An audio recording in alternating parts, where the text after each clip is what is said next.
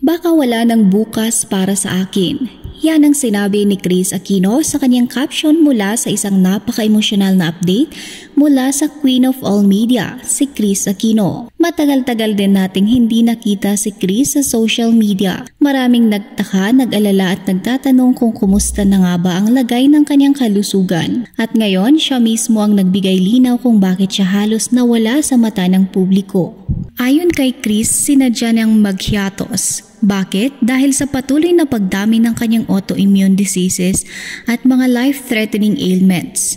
Sa madaling salita, patuloy na lumalala at nadaragdagan pa ang mga iniinda niyang sakit.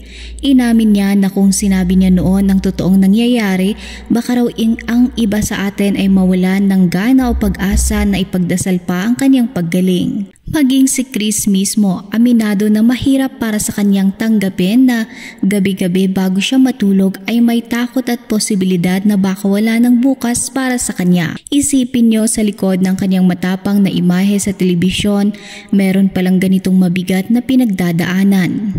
Halos 2 buwan daw siyang nanatili sa isang pribadong beach resort na nagpagmamay-ari ng isang mabait at bukas palad na pamilya. Layunin nito na matulungan siyang makabawi sa kalusugan at higit sa lahat mapatatag ang kanyang pananampalataya sa Diyos at sa kanyang kapangyarihang magpagaling. Ngayon, malapit na raw ang isa sa pinakamabibigat na bahagi ng kanyang gamutan.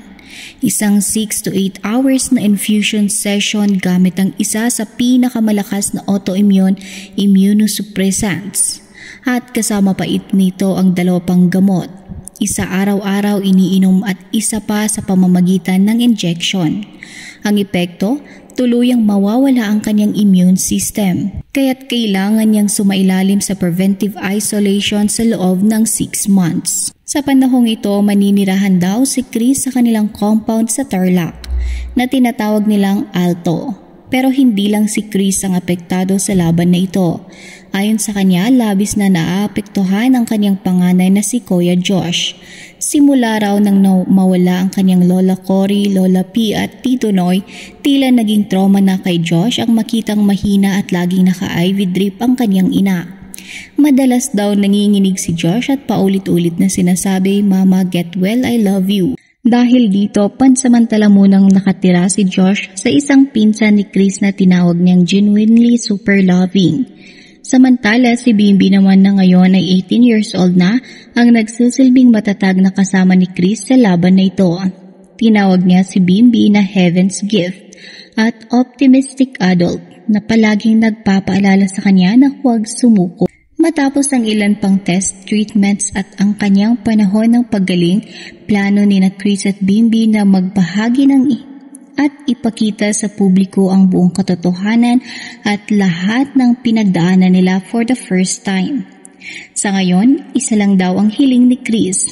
Please continue praying. Kailangan na kailangan ko. Nagpasalamat din siya sa Makati Med at St. Luke's BGC, pati sa kanyang mga doktor, nurses at technicians na walang sawang tumutulong sa kanya at sa lahat ng patuloy na naniniwalang gagaling. Mga ka-showbiz, sa kabila ng lahat ng kanyang pinagdaanan, ipinapakita ni Kris Aquino na sa oras ng pinakamalaking laban ng ating buhay, pananampalataya at suporta ng pamilya at kaibigan ang pinakamalakas na sandata.